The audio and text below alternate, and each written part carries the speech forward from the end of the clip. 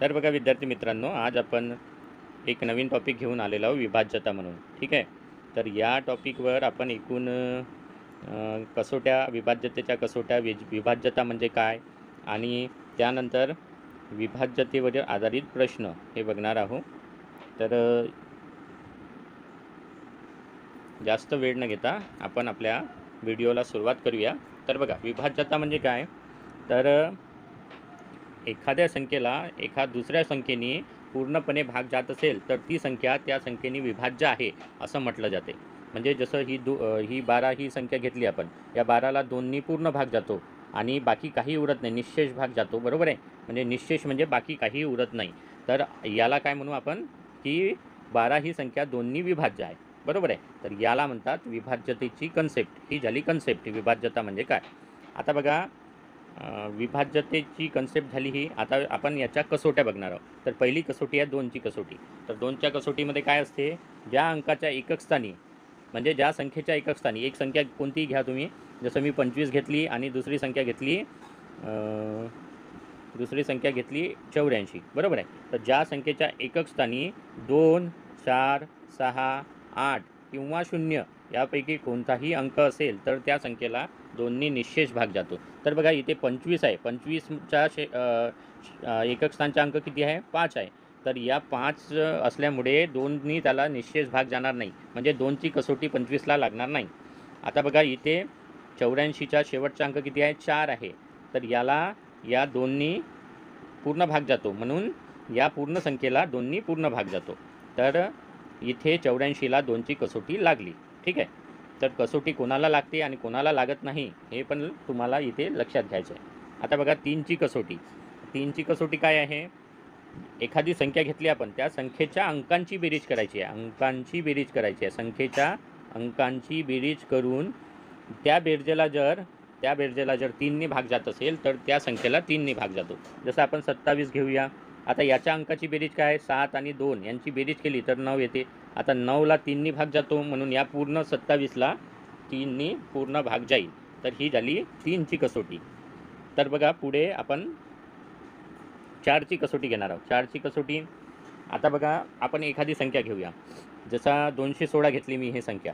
तर याच्या एकक स्थानच्या आणि दशक स्थानच्या अंक मिळून जी संख्या तयार होते, एकक स्थान आणि दशक स्थानच्या अंक मिळून जी संख्या तयार होते, ती कोणती संख्या तयार झाली? 16. आता या 16ला जर 4नी पूर्ण भाग जात असेल तर या पूर्ण संख्येला 4नी पूर्ण भाग जातो. जातो का पूर्ण भाग?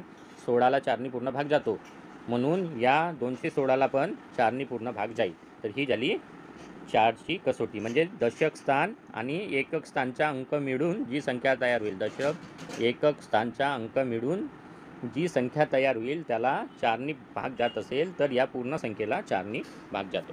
ही झाली 4ची कसोटी. आता 5ची कसोटी बघा. जर एखाद्या संख्येच्या एकक स्थानी 0 किंवा 5 हा अंक असेल, 0 किंवा 5 हा अंक असेल तर त्या संख्येला 5नी पूर्ण भाग जातो. ही झाली 5ची कसोटी. जसं कोणतीही संख्या घ्या, 1000 घ्या, याच्या एकक स्थानी 0 आहे, आणि 525 घ्या, याच्या एकक स्थानी 5 आहे. तर ज्या संख्येच्या एकक स्थानी 5 किंवा 0 आहे त्या संख्येला 5नी पूर्ण भाग जाईल. आता 6ची कसोटी. 6ची कसोटीमध्ये 2 गोष्टी लक्षात ठेवायच्या. एक तर 6 म्हणजे काय? 6 म्हणजे काय? 2 गुणिला 3. आता याला 2ची कसोटी लागायला पाहिजे आणि 3ची कसोटी लागायला पाहिजे, तेव्हाच याला 6नी पूर्ण भाग जाईल त्या संख्येला, समोरच्या. तर 2ची कसोटी लागायसाठी त्या संख्येच्या एकक स्थानी काय काय पाहिजे ते लक्षात घ्यायचं, आणि त्यांच्या अंकांची बेरीज पण 3ने भाग जाणारी असायला पाहिजे. एकक स्थानी काय? या अंकापैकी एक असायला पाहिजे. 0, 2, 4, 6, 8 याच्यापैकी एक संख्या कोणती तरी असायला पाहिजे एकक स्थानी, आणि त्या संख्येच्या अंकाची बेरीज किती यायला पाहिजे? किती यायला पाहिजे? अंकाची बेरीज यायला पाहिजे. किती यायला पाहिजे? 3च्या पाड्यातील यायला पाहिजे, किंवा 3ने भाग जाणारी यायला पाहिजे. जसं आपण घेऊया इथे 96 घेऊया, 96. तर याच्या एकक स्थानी 6 आहे. बरोबर आहे. म्हणजे 2नी याला भाग जातो. आता 9 आणि 6 15. अंकांची बेरीज करा. 9 आणि 6 15. अंकांची बेरीज किती आली? 15. या 15ला 3नी पूर्ण भाग जातो, म्हणून 3 आणि 2नी पूर्ण भाग जात असेल तर 6नी पूर्ण भाग जाईल त्या संख्येला. तर ही झाली 6ची कसोटी. ठीक आहे. तर पुढे चला. 7ची कसोटी. 7ची कसोटी काय म्हणते बघा. जसं मी एक संख्या घेऊन, उदाहरण घेऊन तुम्हाला इथे सांगतो. आता आपण घेऊया 84 ही संख्या घेऊया. ठीक आहे. तर 84 या संख्येच्या एकक स्थानी जो अंक असेल, एखाद्या संख्येच्या एकक स्थानी जो अंक असेल त्याची करायची दुप्पट. त्याची केली दुप्पट. दुप्पट किती आली? 8. तर ही त्याच्या अगोदर जी संख्या उरलेली आहे, आता इथे उरलेली संख्या कोणती आहे? 8 आहे. याच्यातून ही मायनस करायचे. जे दुप्पट केल्यानंतर जी संख्या आली ती मायनस करायची. याचं उत्तर जर 0 किंवा 7 येत असेल, 0 किंवा 7 येत असेल, याचं उत्तर 0 किंवा 7च येत असेल, तर त्या संख्येला 7नी पूर्ण भाग जातो. ठीक आहे. आणखी एखादं उदाहरण बघूया आपण. जसं 217 आहे. ठीक आहे. 217 आता बघा, एकक स्थानचा अंक कोणता आहे? 7. याची करायची दुप्पट. 7 दुणे 14 झाले. आता 7 दुणे 14 झाले, हे 21मधून वजा करायचे. 21मधून 14 गेले, 7 राहिले. तर इथे किती आले? 7. तर 7ची कसोटी त्याला लागेल. ठीक आहे. 217ला 7ची कसोटी लागेल. का बरं लागेल? कारण 7ची दुप्पट केली आपण, एकक स्थानच्या अंकाची दुप्पट केली आणि त्याच्यासमोर जी उरलेली संख्या आहे 21, त्याच्यातून जर या 7ची दुप्पट होते 14. 21मधून जर 14 वजा केले तर उत्तर किती आलं? 7. तर आपल्याला काय म्हणते 7ची कसोटी? की 0 किंवा 7 जर उत्तर येत असेल तर त्याला 7नी पूर्ण भाग जातो. चला, 7ची कसोटी झाली. आता 8ची कसोटी बघूया. तर बघा, 8च्या कसोटीमध्ये काय आहे? जसं 4च्या कसोटीमध्ये बघितलं होतं आपण दशक स्थान आणि एकक स्थान. इथे काय आहे? शतक, दशक आणि एकक या तिन्ही स्थानं मिळून जी संख्या तयार होते, त्या संख्येला जर 8नी पूर्ण भाग गेला तर त्या पूर्ण संख्येला 8नी पूर्ण भाग जातो. आता शतक, दशक आणि एकक, आता आपल्याला 3 अंकी संख्या याच्यासाठी हवी असेल. ठीक आहे. तर 3 अंकी किंवा 4 अंकी घेऊया आपण. एखादी 4 अंकी संख्या घेऊया किंवा 3 अंकी घेऊया, म्हणजे उदाहरणादाखल आपल्याला देता येईल एखादी संख्या. जसं 2816 ही संख्या घेऊया. तर याच्या जर एकक, दशक आणि शतक मिळून, हा एकक आहे, हा दशक आहे, हा शतक आहे, मिळून कोणती संख्या तयार झाली? 816. 816ला 8नी निश्चेष भाग जातो का ते बघायचं. जर जात असेल तर 8ची कसोटी यायला लागते. म्हणजे 8 एका 8, मग येईल 0, नंतर येईल 2. म्हणजे 8नी या 816ला निश्चेष भाग जातो. म्हणून 2816ला 8नी निश्चेष भाग जाईल. ही झाली 8ची कसोटी. आता 9ची कसोटी काय म्हणते? 9 म्हणजे काय असते? 3 गुणिला 3. जर 3ची कसोटी एखाद्या संख्येला लागत असेल तर त्याला 9नी भाग जाऊ शकतो. ठीक आहे. तर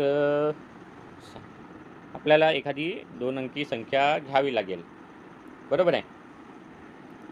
जसं आपण घेऊया 18 घेऊया. 18 घेऊया. 15 घेता येणार नाही, कारण 15ची त्या संख्येची जे बेरीज आहे ती किती येते? 6 येते. 6 येते, परंतु ती 9च्या पाड्यात येत नाही. 18 जे आहे याची बेरीज येते 9, तर ही 9च्या पाड्यात येते. म्हणून याला 9नी पूर्ण भाग जातो. बरोबर आहे.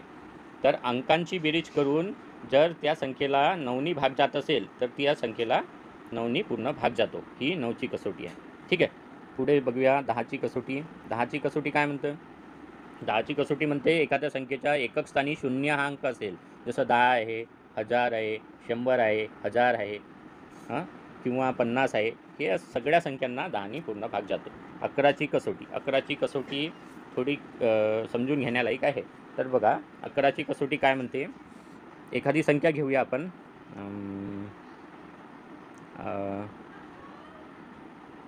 एखादी संख्या घेऊया.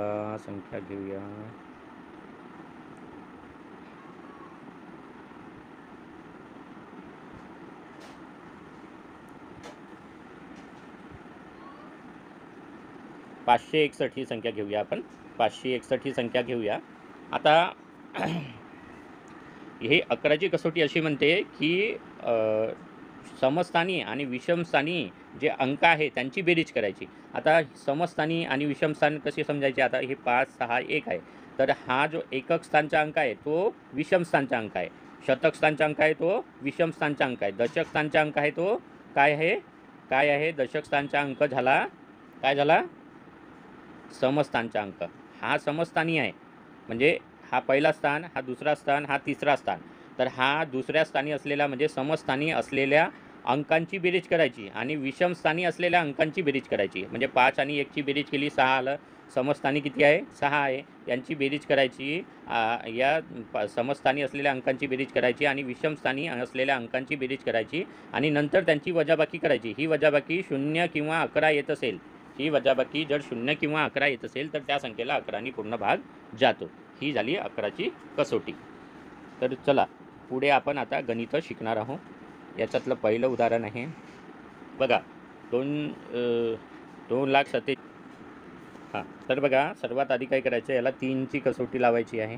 3ची कसोटी लावायसाठी आपल्याला काय काय करावं लागेल, 2 अधिक 4 अधिक 7 आणि x अधिक y या सगळ्या अंकांची बेरीज करावी लागेल.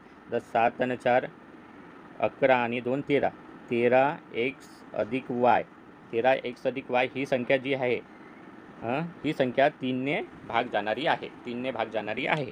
तर आता आपण याला लावूया 11ची कसोटी. 11ची कसोटी काय म्हणते बघा, एकक स्थानचे अंक आणि समस्थानचे अंक आणि विषमस्थानचे अंक. आता समस्थानी कोणकोणते आहे, 2 7 आणि 2, 2 7 आणि x हे एक विषमस्थानचे आहे.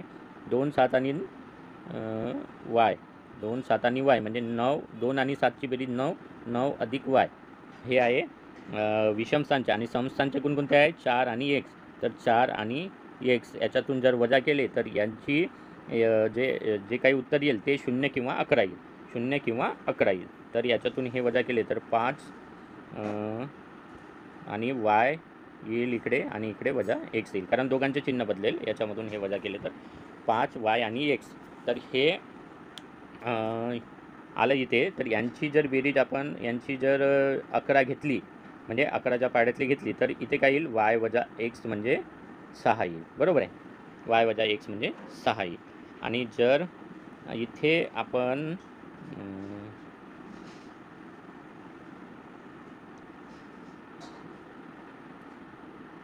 y वजा x म्हणजे 6 आलं इथे, ठीक आहे. आता 7ची कसोटी काय म्हणते, हा जो y आहे याची करायची दुप्पट आणि ते उरलेल्या संख्येमधून वजा करायची. तर 7ची कसोटी याला लावता येणार नाही, कारण आपल्याला x हा अंक माहीत नाही, म्हणून 7ची कसोटी पण लावता येत नाही. आता इथे बघायचं 13x अधिक y बरोबर आता इथे yची किंमत काय निघेल, yची किंमत इथे काढून घ्यायची. yची किंमत 6 अधिक x निघेल. yची किंमत 6 अधिक x, 6 अधिक x ही झाली yची किंमत. तर इथे ठेवायची 6 अधिक x आणि इथे अंदाजे एक संख्या घेऊन घ्यायची. याच्यानंतर 3ने भाग जाणारी संख्या जर आपण अंदाजे एखादी घेतली, म्हणजे जर 18 वगैरे घेतली तर इथे काय होईल मग, y बरोबर 6 अधिक x म्हणजे हे मोठे होईल. 18 घेतले तर मोठे होईल, म्हणजे 21 घ्यावं लागेल, 21 घ्यावं लागेल. 21 घेतलं तर काय होईल, इथे 3ने भाग जाणारी 3च्या पाड्यातली संख्या 21 घेतली आपण. आता इथे याला ठेवायचं 6 अधिक x म्हणजे 13 अधिक इथे काय होईल x अधिक इथे 6x, 6 अधिक x बरोबर 21. बरोबर आहे.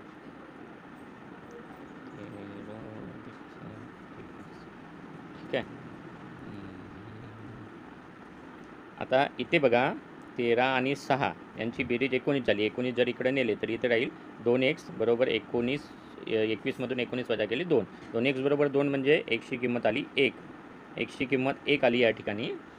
आणि yची किंमत किती होईल मग, yची किंमत किती होईल सांगा.